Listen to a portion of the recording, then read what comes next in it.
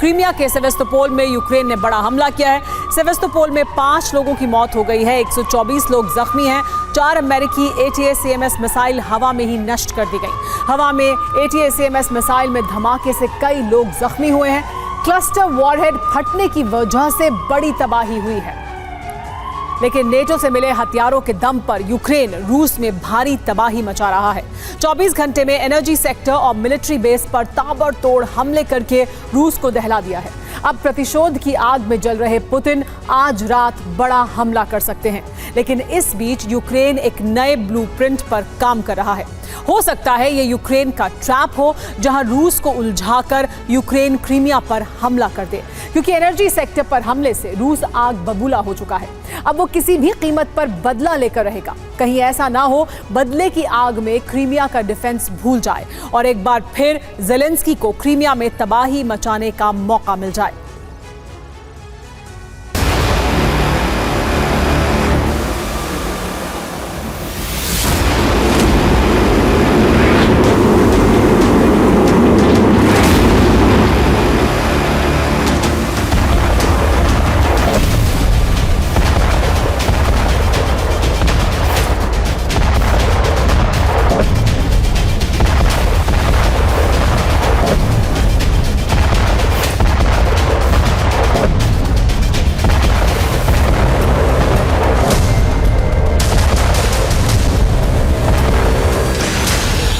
Ukraine को हथियार क्या मिले वो बेलगाम हो गया।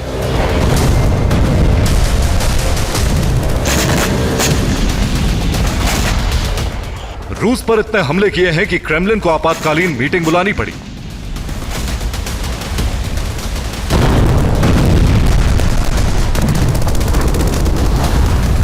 यूक्रेन पर हमले छोड़कर डिफेंस पर फोकस करना पड़ा है।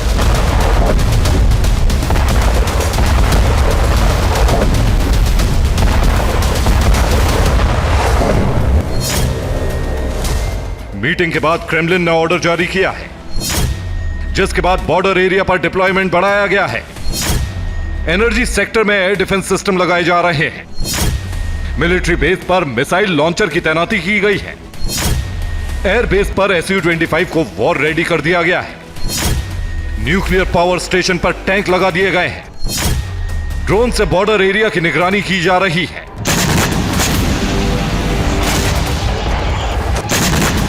इतने तगड़े इंतजाम अब किए हैं जब यूक्रेन ने 24 घंटे में रूस को बैकफुट पर ला दिया है। लेकिन अभी भी ज़ेलेंस्की का जोश हाई है। उनके मुताबिक ये तो सिर्फ ट्रेलर है, असली पिक्चर अभी बाकी।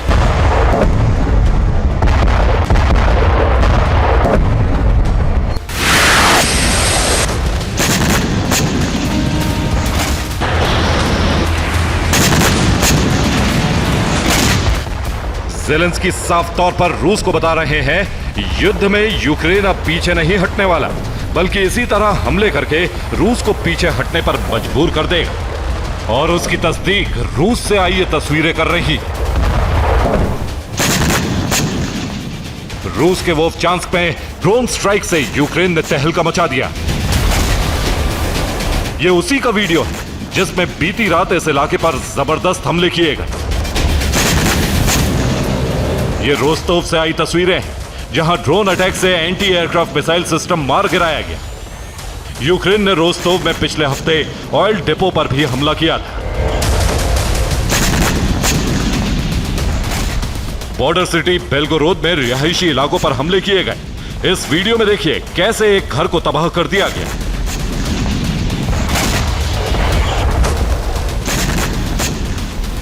यूक्रेन ने रिहायशी इलाकों के अलावा मिलिट्री इक्विपमेंट और डिफेंस सेक्टर पर हमले किए। पोक्रोव्स्क में तो यूक्रेन ने रूस के मोर्टार को मार गिराया। क्रास्नोदर में यूक्रेन ने बड़ा हमला किया और एक मिलिट्री वेयरहाउस को पूरी तरह बर्बाद कर दिया।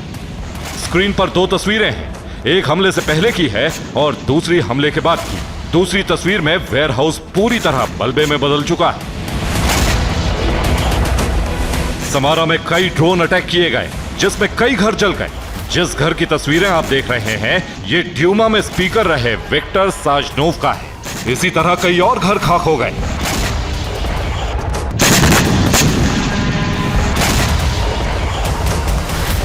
रूस पर ऐसे भयंकर हमले पिछले 24 घंटे में हुए। अभी भी यूक्रेन कामिकाज़ी ड्रोन से हमले कर रहा है।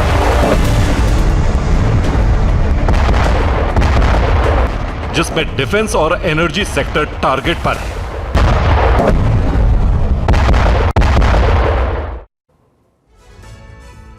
दस से ज्यादा जगहों पर यूक्रेन ने हमला किया, जिसमें डिफेंस सेक्टर टारगेट पर था। कुर्स्क में न्यूक्लियर पावर प्लांट पर हमला किया, जिससे उसमें आग लग गई। इसी तरह क्रास्नोदर में मौजूद रूसी आर्मी का वेयरहाउस तबाह कर दिया गया। बेलगोरोद में ताबड़तोड़ हमले में एयर डिफेंस सिस्टम नष्ट कर दिया गया, जबकि सोमोलेंस्क में S-300 को पूरी तरह ध्वस्त कर दिया गया। इसी हफ्ते में दूसरी बार ब्रियांस्क पर हमला हुआ। इस बार ड्रोन फैक्ट्री में आग लग गई। रात में ही लिपेस्क पर भी अटैक हुआ, जिसमें BMP को नष्ट कर दिया गया।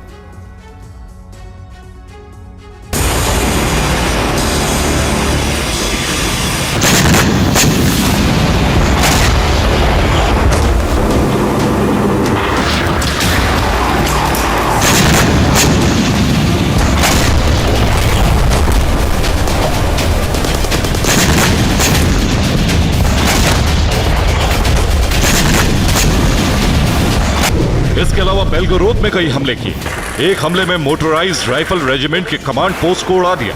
हमला कितना जबरदस्त था, इस वीडियो में देखिए।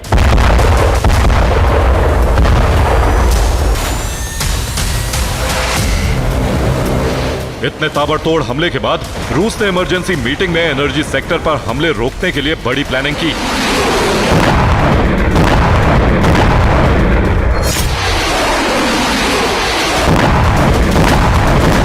इस बीच रूस के विदेश मंत्रालय की तरफ से बयान आया है,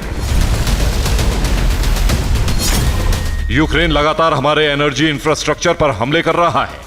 उसका इरादा है कि वो ऐसा करके रूस की इकोनॉमी तबाह करके बड़ा संकट पैदा कर देगा, लेकिन वो कभी कामयाब नहीं हो पाएगा।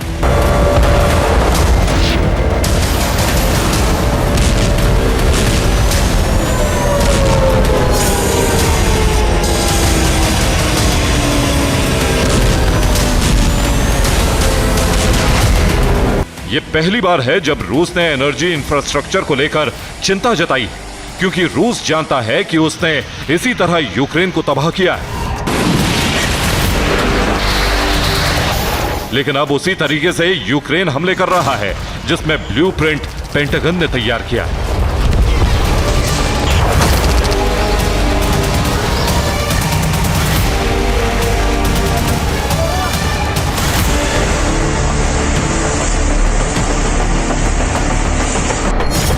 इसी तरीके से यूक्रेन ने अब तक रूस के 8000 टैंक तबाह कर दिए। रूस के 100 सैनिकों को बंधक बनाने का दावा भी यूक्रेन ने किया है। साथ ही 10 से ज्यादा एनर्जी इंफ्रास्ट्रक्चर को खाक कर दिया है।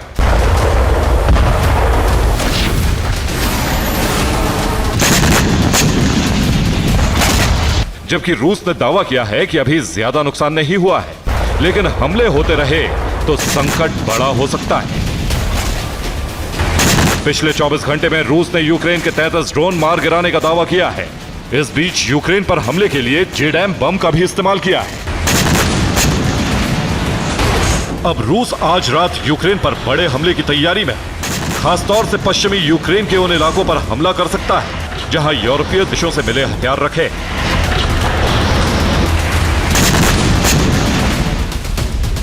एक दिन पहले ही यूक्रेन को सर्बिया से हथियारों की बड़ी खेप मिली है। हथियार करीब 855 मिलियन के बताए जा रहे हैं। इन हथियारों का इस्तेमाल क्रीमिया पर हमले के लिए कर सकता है।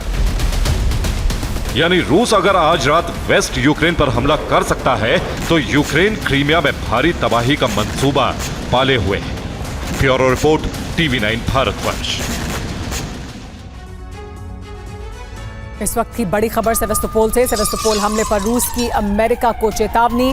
ATACMS हमले के लिए रूस ने अमेरिका को दोषी ठहराया। घायलों को लाने के लिए मॉस्को से विशेष विमान भेजा गया। पुतिन ने सेवास्तोपोल हमले के बाद बैठक बुलाई है।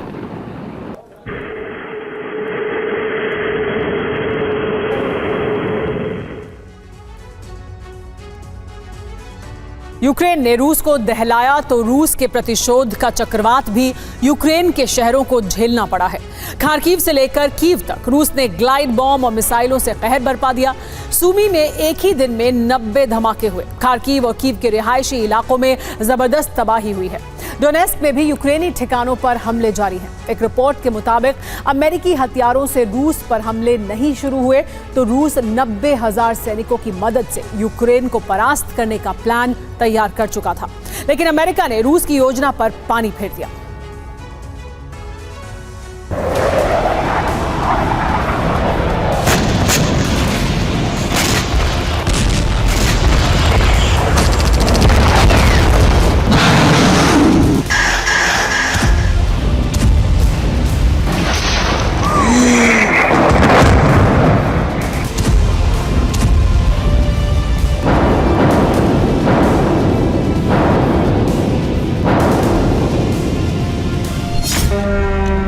ताबड़तोड़ धमाकों से दहला खार्किव।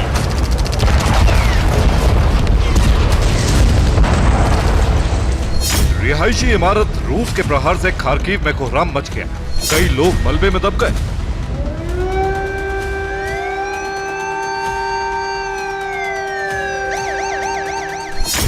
खार्किव में 2 लोगों की मौत हो गई।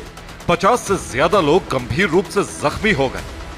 कई रिहायशी इमारतें खंडर में तब्दील हो गईं।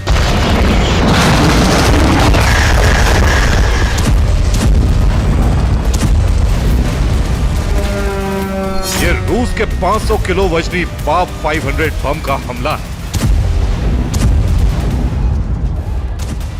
यूक्रेन के लिए इस वक्त सबसे ज्यादा घातक साबित हो रहे हैं रूस के गाइडेड बम।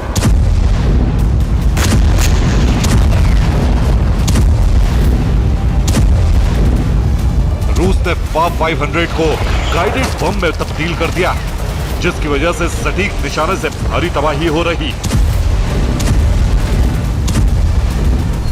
खार्किव में भारी तबाही की सबसे बड़ी वजह है रूसी फाब ग्लाइड बम। इसके अलावा रूस अब एरियल बम को यूएमपी के किट के साथ इस्तेमाल कर रहा है। यूएमपी के किट बम की ग्लाइड रेंज को बढ़ाता है। रूस की यह किट जेडैम किट की तरह काम करती है। इस किट से किसी भी एरियल बम का गाइडेंस सिस्टम मजबूत हो जाता है। बम की रेंज बढ़ने के साथ यह सटीक निशाने से प्रहार करता है।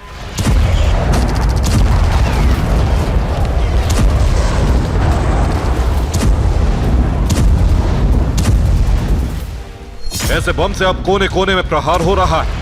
कोई इलाका नहीं बचा जहां रूस कहर नहीं बन पा रहा। तबाही और बर्बादी का आंकड़ा हर प्रांत और हर शहर में एक जैसा है।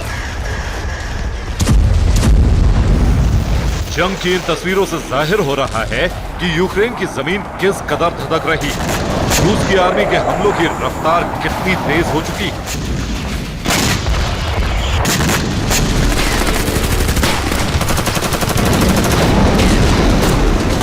सबसे भीषण जंग डोनेस्क और खार्किव में चल रही है। रूस ने अब राजधानी कीव को भी निशाना बनाना शुरू कर दिया है। डोनेस्क में यूक्रेन की गोलाबारी जारी है, तो वहीं सूमी पर भी रशियन फोर्स का बारूदी प्रहार थम नहीं रहा है।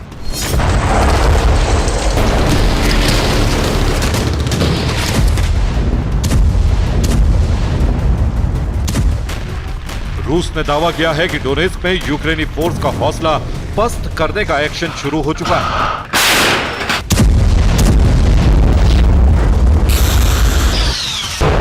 रविवार को दक्षिण डोनेस्क में रूस ने बड़ा हमला किया। हमले में यूक्रेन के 3 गांवों पर रूस ने कब्जा कर लिया। यूक्रेन के हथियारों का गोदाम भी तबाह कर दिया गया। रूस के सैनिक डोनेस्क में ट्यूलिप मोर्टार से हमला कर रहे हैं।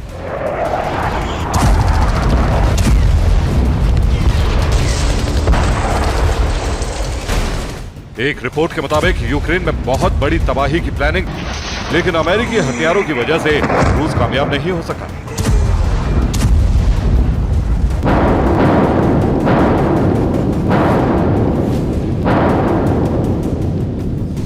रिपोर्ट के मुताबिक 90,000 रूसी सैनिक यूक्रेन पर हमला करने वाले थे। 90,000 सैनिकों को यूक्रेन की सीमा के करीब भेजा गया था, लेकिन अमेरिकी हथियारों के इस्तेमाल की इजाजत से बाजी पलट गई।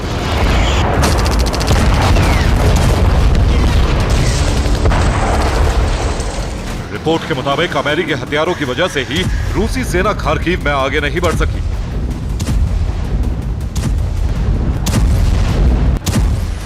अब यूक्रेन के ताबड़तोड़ प्रहार का जवाब देने के लिए रूस ने फिर से मिसाइल और ड्रोन की मदद ली।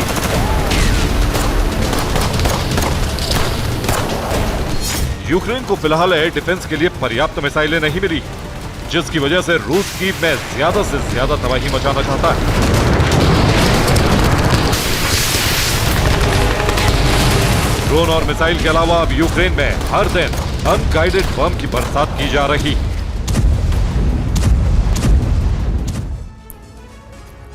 एक रिपोर्ट के मुताबिक रूसी फाइटर जेट खार्किव से 50 किलोमीटर दूर रहकर हमला कर रहे हैं। बड़े पैमाने पर अनगाइडेड बॉम्ब का इस्तेमाल हो रहा है। हर दिन रूस करीब 100 बॉम्ब से हमला कर रहा है। यूक्रेनी एयर डिफेंस खाली है और रूस का इसका पूरा फायदा भी उठा रहा है। हालांकि यूक्रेन का दावा है कि शनिवार को एयर डिफेंस की वजह से कई हमले नाकाम किए गए। यूक्रेन ने 13 आत्मघाती ड्रोन को नष्ट करने का दावा किया है। इसके अलावा 12 मिसाइलें भी हवा में नष्ट कर दी गईं। रूस ने कुछ 16 मिसाइलों से यूक्रेन पर हमला किया था। रूस के हमले से सबसे ज्यादा नुकसान कीव में हुआ। खार्किव में भी कुछ लोगों की मौत हुई है, जबकि डोनेस्क में रूस ने 3 गांवों पर कब्जा कर लिया। सुमी पर भी रूस का बड़ा हमला हुआ।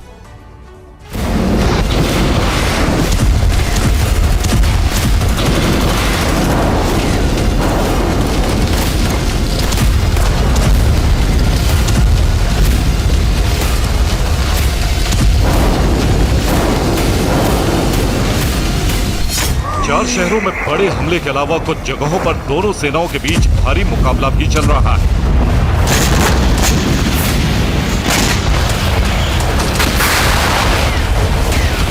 अवदिव्का इलाके में यूक्रेनी फौज बार बार हमला कर रही है।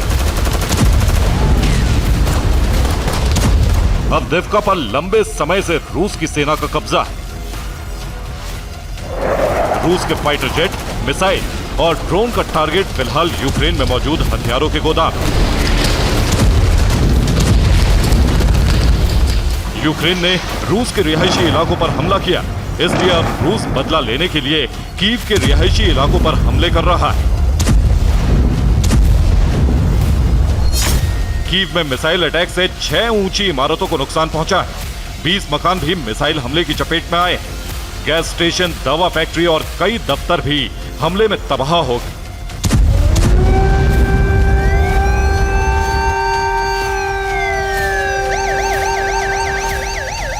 इसके अलावा यूक्रेन की बिजली सप्लाई को भी ठप करने का अभियान जारी है।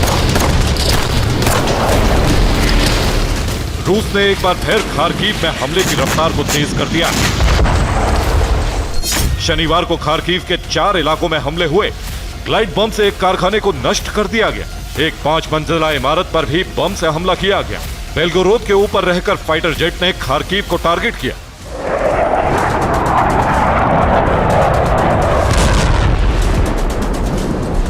खार्किव में एयर डिफेंस की तैनाती कर दी गई। यही वजह है कि अब रूस के फाइटर जेट बेलगोरोद के ऊपर उड़ान भरते हैं और यूक्रेनी सीमा में घुसे बगैर खार्किव को ग्लाइड बम से टारगेट बना रहे हैं।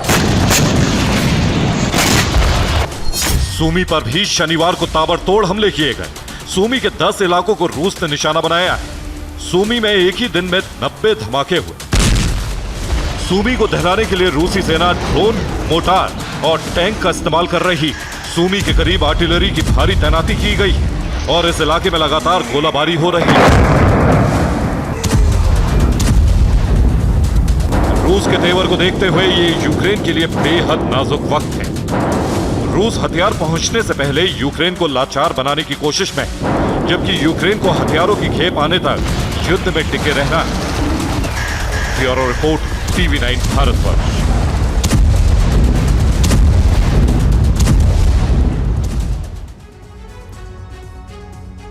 इस वक्त की बड़ी खबर खार्किव से। खार्किव में रूसी ठिकाने पर यूक्रेनी सेना ने हमला किया है।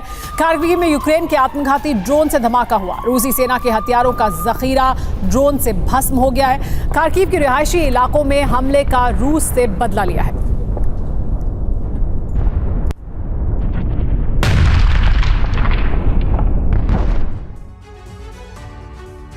गाजा के बाद इजराइल का अगला टारगेट लेबनान था, जिस पर हमले का ब्लूप्रिंट खुद पीएम नेतन्याहू तैयार कर रहे थे। दावा तो यहां तक किया जा रहा था कि जल्द ही आईडीएफ ऑपरेशन लेबनान का आगाज भी करने वाला था, मगर इजराइल कुछ कर पाता, लेबनान पर अटैक कर पाता, उससे पहले ही लाल सागर से भूमध्य सागर तक ईरानी प्रॉक्सी ने गदर कर दिया है। एक साथ कई फ्रंट पर अमेरिका और इजराइल पर धावा बोल दिया है। ऐसे में सवाल खड़ा होता है कि क्या ईरानी प्रॉक्सी के संयुक्त बारूदी प्रतिशोध से अरब में महाजंग का आगाज होना तय है। देखिए इस रिपोर्ट में।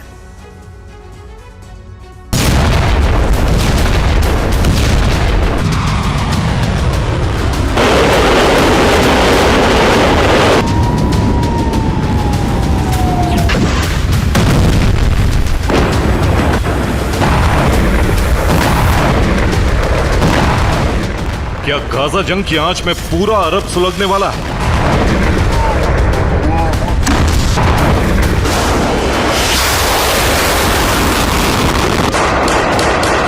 क्या ईरानी प्रॉक्सी वर्सेस इजराइल अमेरिका के बीच महाजंग का आगाज होने वाला है?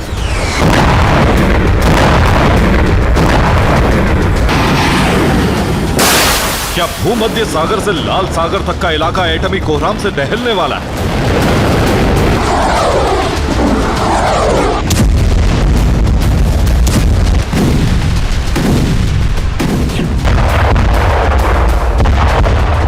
जानते हैं इन आशंकाओं के पीछे की वजह क्या है? इजराइल से लेकर लाल सागर तक ईरानी प्रॉक्सी का बारूदी कदम, जिससे न सिर्फ तेल अवीव बल्कि वॉशिंगटन तक खलबली मच गई।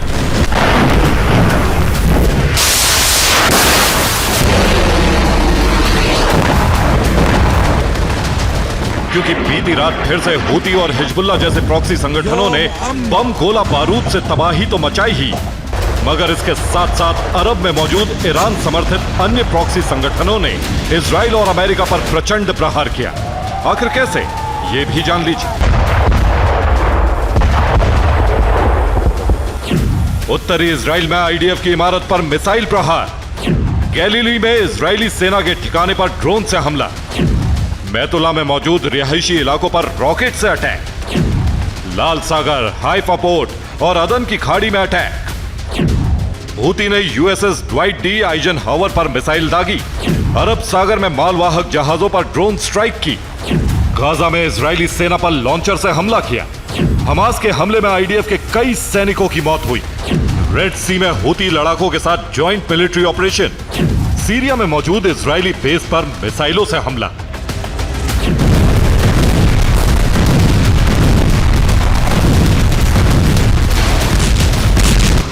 पहली बार हूती हिजबुल्लाह के साथ तमाम प्रॉक्सी संगठनों ने इजराइल और अमेरिका को गहरी चोट दी।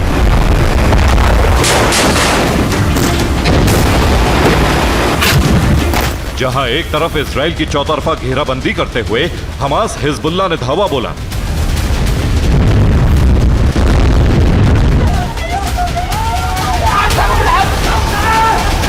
तो वहीं लाल सागर से अरब सागर तक के इलाके में हूती और इस्लामिक रेजिस्टेंस ने जॉइंट अटैक करते हुए अमेरिका के समुद्री जंगबाजों को पीछे हटने पर मजबूर कर दिया। दावा तो यहां तक किया जा रहा है कि यूएसएस ड्वाइट डी आइजनहावर पर मिसाइल अटैक के बाद यूएस नेवी ने अपने युद्धपोत को लाल सागर तक से हटा लिया।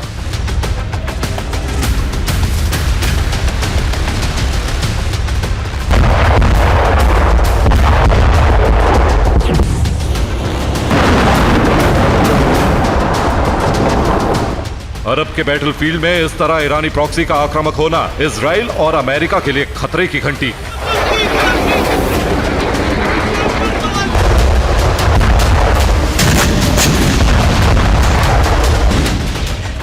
क्योंकि अगर हिजबुल्लाह और हूती के साथ ईरान के सभी प्रॉक्सी संगठन खुलकर जंग में उतर गए, जल थल नभ तीनों फ्रंट से हमले शुरू कर दिए, तो फिर अमेरिका और इजराइल का बच पाना मुश्किल है।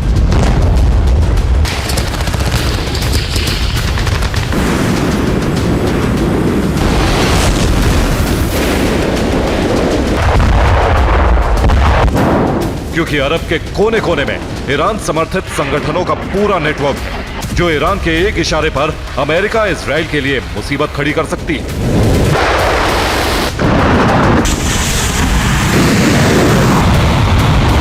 आखिर कैसे, ये भी जान लीजिए। साल 1995 में ईरानी प्रॉक्सी संगठन की नींव रखी गई और इसी के साथ अरब के 6 देशों में करीब 14 प्रॉक्सी संगठनों को मजबूती के साथ खड़ा किया। सबसे पहले बात इराक की, जहां कताइब हिजबुल्लाह, असाइब अहल अल हक, हरकत हिजबुल्लाह अल नुजाबा, अल बद्र संगठन और कताइब सैयद अल शोहदा जैसे संगठनों को ईरान ने समर्थन दिया। वहीं सीरिया में ईरान ने ज़ाइनाबियोन ब्रिगेड, फातिमियोन ब्रिगेड और इस्लामिक रेजिस्टेंस जैसे प्रॉक्सी संगठन तैयार किए। लेबनान में हिजबुल्लाह जैसे प्रॉक्सी संगठन को मजबूत किया गया और हसन नसरुल्लाह को हिजबुल्लाह की जिम्मेदारी सौंपी गई। इतना ही नहीं, गाजा में हमास और वेस्ट बैंक में PIJ यानी फिलिस्तीन इस्लामिक जिहाद को ईरान ने समर्थन दिया, यानी हथियार, गोला बारूद की भरपूर सप्लाई की। और यही दोनों संगठन इजराइल के कट्टर दुश्मन हैं। वहीं लाल सागर से सटे यमन में ईरान ने अंसार अल्लाह यानी हूती विद्रोहियों को अपना समर्थन दिया। आज की तारीख में हूती लड़ाके ही रेड सी में अमेरिका और इजराइल पर ताबड़तोड़ हमले कर रहे हैं। इसके अलावा बहरीन में ईरान ने अल अश्तर ब्रिगेड और सराया अल मुख्तार को प्रॉक्सी संगठन बनाया।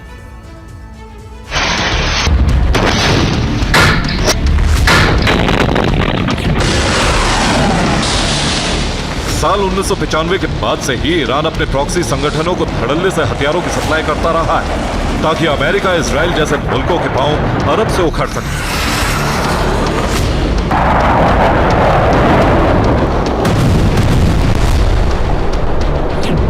और गाजा जंग के आगाज के साथ ही अगर इजराइल और अमेरिका के लिए कोई सबसे बड़ी चुनौती बना है, तो वो ईरान के प्रॉक्सी संगठन ही हैं, जो इजराइल पर चौतरफा प्रहार कर रहे थे।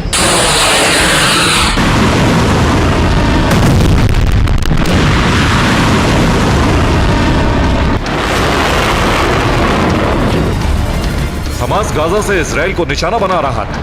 हिजबुल्लाह लेबनान से उत्तरी इजराइल के इलाकों को दहला रहा था।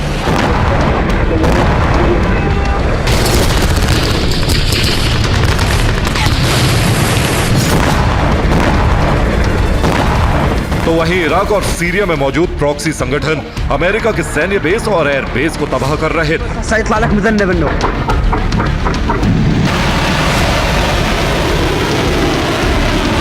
वहीं हूती लाल सागर में अमेरिका, इजराइल समेत तमाम पश्चिमी देशों के लिए खतरा बन चुका था।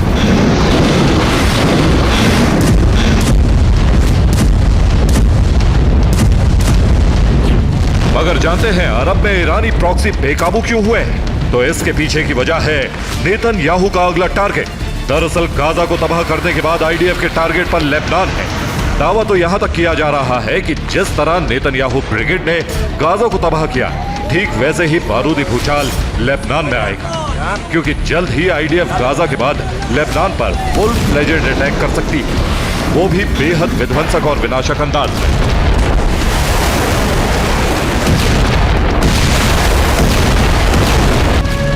बस फिर क्या, लेबनान पर जंग के मंडराते खतरे को देखते हुए अरब में तमाम प्रॉक्सी संगठन एकजुट हुए और फिर इजरायली धरती को दहलाने के साथ ही लाल सागर में US नेवी के जहाजों को निशाना बनाना शुरू कर दिया। इतना ही नहीं, हिजबुल्लाह ने इजराइल को चेतावनी भी दी है, वो ये कि अगर IDF ने गलती से भी लेबनान पर अटैक किया तो इजराइल के पोर्ट, हथियार डिपो, तेल डिपो, एयरफील्ड और मिलिट्री बेस को जला दिया जाएगा।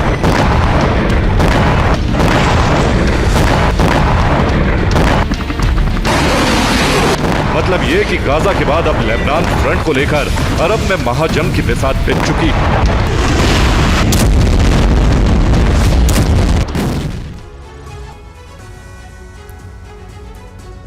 ईरानी प्रॉक्सी ने पहली बार संयुक्त गठबंधन बनाकर इजराइल और अमेरिका के खिलाफ धावा बोला तो इजराइल और अमेरिका ने ईरानी प्रॉक्सी का अस्तित्व मिटाने का फैसला ले लिया और इसी के साथ कई मोर्चों पर ईरानी प्रॉक्सी के खिलाफ अब तक का सबसे बड़ा सैन्य अभियान शुरू हो गया।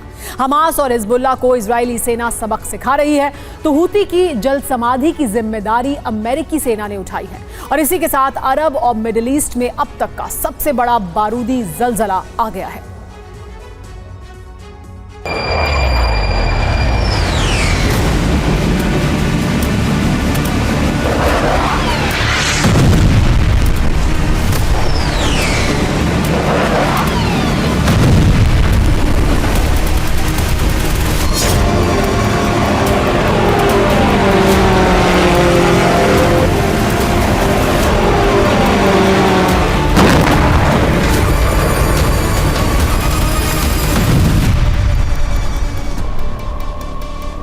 ईरानी प्रॉक्सी के ऑलराउंड अटैक से इजराइल और अमेरिका दोनों क्रोधित हैं।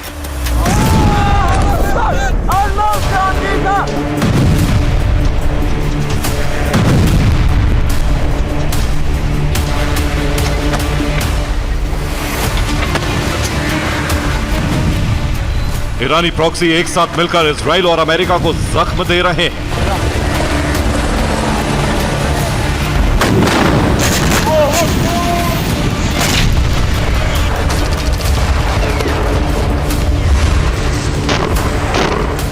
ईरानी प्रॉक्सी से तभी निपटा जा सकता है जब इनकी कमर तोड़ दी जाए। इजराइल और अमेरिका दोनों ये बात जानते हैं। यही वजह है कि दोनों देशों ने ईरान समर्थित संगठनों को समाप्त करने वाला अभियान शुरू कर दिया।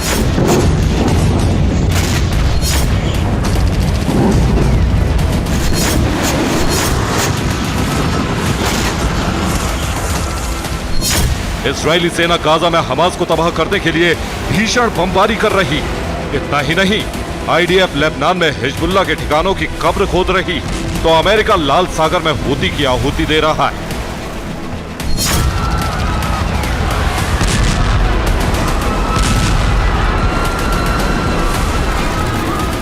गाजा में हमास के खिलाफ आईडीएफ के हमले तेज हो गए।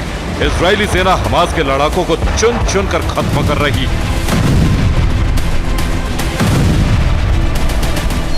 हमास के एक कमांडर का लोकेशन मिला तो इजरायली सेना ने हवाई हमला कर उसे खत्म कर दिया।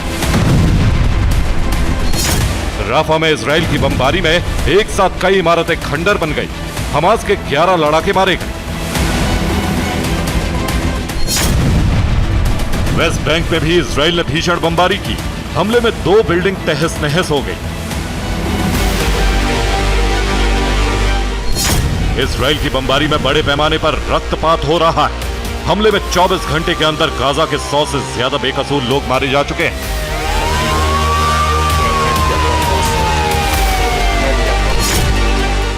इजराइल गाजा के साथ साथ लेबनान में भी खतरनाक हमले कर रहा है। इजराइल के टारगेट पर हिजबुल्लाह के ठिकाने, आईडीएफ के लड़ाकू विमान उनकी कब्र खोद रहे हैं।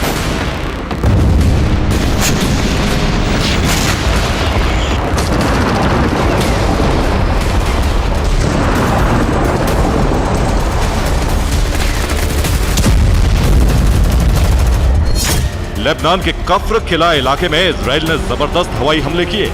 हमले में हिजबुल्लाह का ठिकाना तहस नहस हो गया।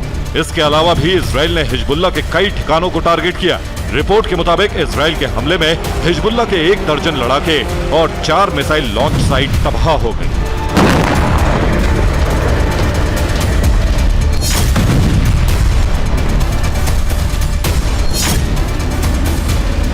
इजरायली सेना हमास और हिजबुल्लाह को समाप्त करने में जुटी, तो अमेरिका ने हूती का अस्तित्व मिटाने का मिशन लॉन्च कर दिया। हूती ने अमेरिका के एयरक्राफ्ट कैरियर को टारगेट किया, तो भड़की अमेरिकी नेवी ने हूती के खिलाफ बड़ा सैन्य अभियान शुरू कर दिया।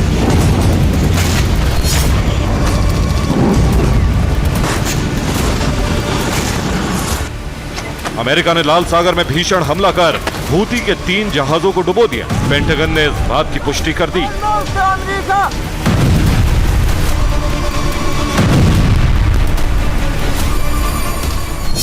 इतना ही नहीं, अमेरिका ने हूती पर हमले के लिए अपने F-22 रैप्टर के बेड़े को हाई अलर्ट मोड में रखा। संभव है कि आधी रात को F-22 रैप्टर यमन में मौजूद हूती के हेडक्वार्टर पर वज्रपात कर दे।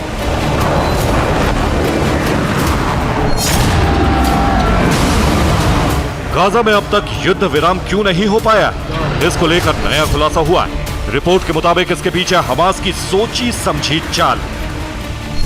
हमास इसलिए युद्ध विराम नहीं कर रहा है क्योंकि वो चाहता है कि लेबनान और इजराइल में भीषण जंग छिड़ जाए। ऐसी स्थिति में हमास के लिए जंग आसान हो जाएगी। हमास इसी जंग का इंतजार कर रहा है, इसीलिए बार बार समझौते से इनकार कर रहा है। इजराइल को हमास की इस चाल के बारे में पता चला तो इजरायली रक्षा मंत्री योव गैलेंट वॉशिंगटन पहुंच गए। गैलेंट बाइडेन और अमेरिकी सैन्य अधिकारियों के साथ मिलकर हमास को समाप्त करने की नई रणनीति बनाएंगे। जाहिर है गाजा युद्ध की आग अभी और भड़कने वाली है। Bureau report, TV9 Bharat.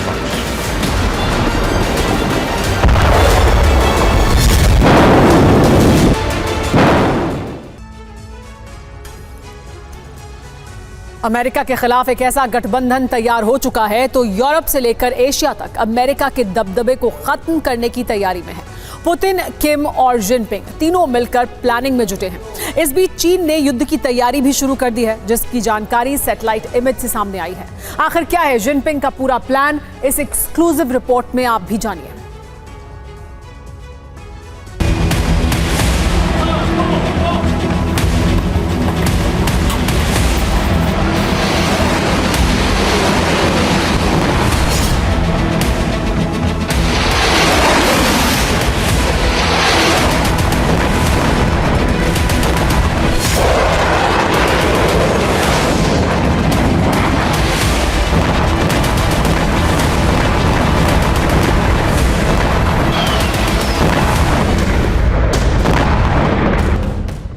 Taiwan को लेकर चीन अमेरिका की भिड़ंत इतनी बढ़ चुकी है कि दोनों देशों के बीच कभी भी युद्ध हो सकता है।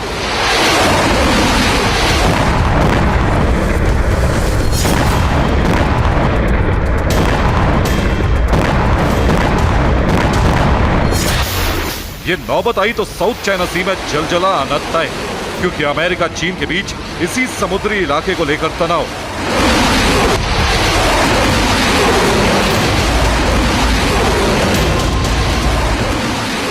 चीन युद्ध की तैयारी में जुटा। इसका खुलासा एक सैटेलाइट इमेज से हुआ, जिसे प्लेनेट लैब ने जारी किया।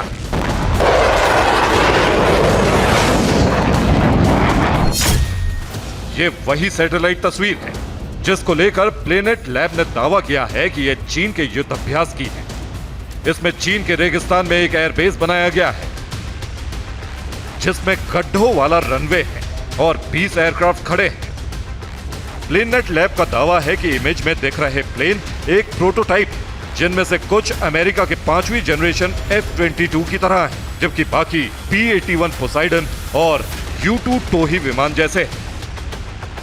प्लेनेट लैब्स ने ये तस्वीरें 19 अप्रैल 2024 को ली थी, लेकिन इन्हें जारी अब किया है। दावा किया गया है कि यह ताकला मकान रेगिस्तान की है, जहां चीन प्रोटोटाइप एयरबेस बनाकर वहां हमले की प्रैक्टिस कर रहा है।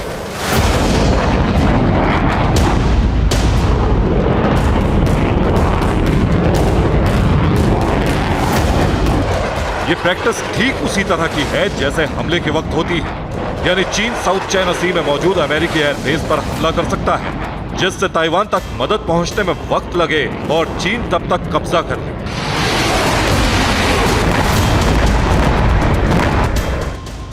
रनवे पर गड्ढे के निशान हमले के हैं, जबकि मई के आखिरी हफ्ते में कुछ और तस्वीरें ली गई, जिसमें रनवे के पास F-35 और F-22 जैसे प्लेन दिख रहे हैं, जिसमें दावा किया गया कि PLA इन फाइटर जेट पर हमले की प्रैक्टिस कर रहे हैं। अगर प्लेनेट लैब्स का दावा सही है तो दुनिया एक बड़े युद्ध में घिर सकती है। वैसे भी जब से पुतिन, किम और जिनपिंग का गठबंधन हुआ है, तभी से चीन काफी एग्रेसिव होकर अमेरिका के खिलाफ बयानबाजी कर रहा है।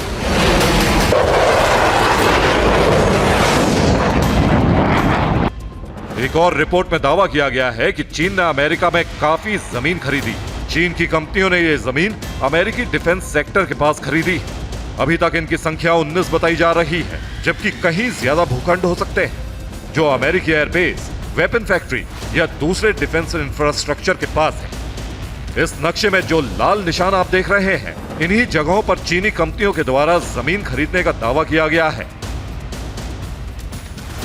ये खुलासा पुतिन के उस बयान के बाद आया है जब पुतिन ने कहा था कि ब्रिक्स के जरिए हम अमेरिकी डॉलर की कमर तोड़ देंगे।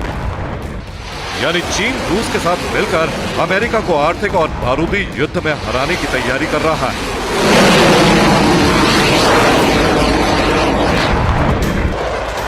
ऐसे में अमेरिका पलटवार करता है या फिर चीन के अगले कदम का इंतजार करता है, इसका खुलासा कुछ वक्त में हो सकता है। Bureau report, TV9 Bharatvarsh.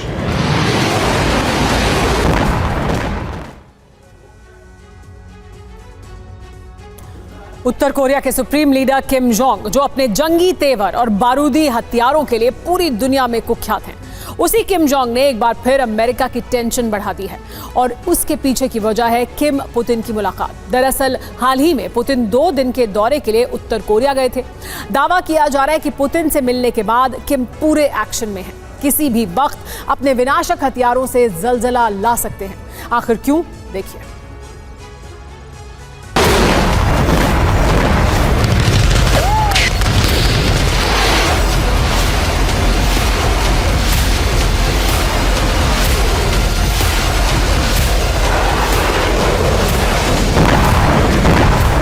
America के 3 कट्टर विरोधी, 3 जानी दुश्मन किसी भी वक्त गठबंधन कर सकते हैं। ब्लैक सी से पैसिफिक तक महाशक्ति अमेरिका की घेराबंदी कर सकते हैं और सुपर पावर के खिलाफ महाजंग का आगाज कर सकते हैं। हाल ही में पुतिन 2 दिन के दौरे के लिए नॉर्थ कोरिया और वियतनाम पहुंचे थे। इससे पहले मई महीने में पुतिन चीन दौरे से लौटे, जहां उन्होंने चीनी प्रेसिडेंट जिनपिंग से मुलाकात की। और अब यह खबर सामने आ रही है, जल्द ही पुतिन नाटो की तरह बड़ा सैन्य संगठन बना सकते हैं। अमेरिका और नाटो के खिलाफ अलग अलग मोर्चे पर जंग का आगाज कर सकते हैं। दरअसल सिप्री यानी Stockholm International Peace Research Institute की रिपोर्ट है कि दुनिया में परमाणु विश्व युद्ध के 3 मोर्चे तैयार हो चुके हैं।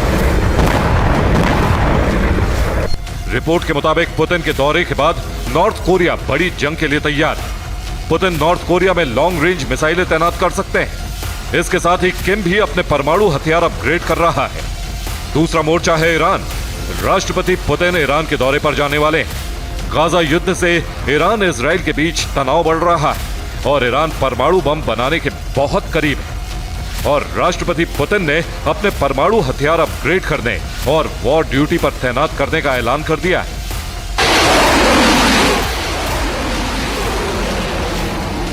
एक तरफ पुतिन एंटी नाटो गठबंधन का ब्लूप्रिंट तैयार करने में जुटे, तो वहीं दूसरी तरफ उत्तर कोरिया ने अपने विनाशक हथियारों की नुमाइश की।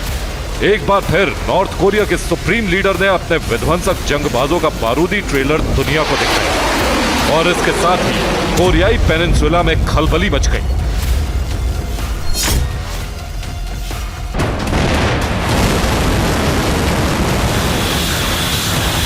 दुनिया के नक्शे पर भले ही नॉर्थ कोरिया अदना सा मुल्क नजर आता है, मगर कोरियाई प्रायद्वीप के इस देश में विनाशक हथियारों की भारी खेप मौजूद है। और इसकी सिर्फ एक वजह है, नॉर्थ कोरिया के supreme leader Kim Jong Un. दरअसल नॉर्थ कोरिया के बारूदी जखीरे में ऐसी घातक मिसाइलें हैं जो न सिर्फ लंबी दूरी तक मार कर सकती हैं, बल्कि अमेरिका के कई शहरों को एक प्रहार में तबाह भी कर सकती है, वो भी एटमी हथियारों से लैस होकर। आखिर कौन कौन से हैं किम के वो ब्रह्मास्त्र, ये भी जान लीजिए।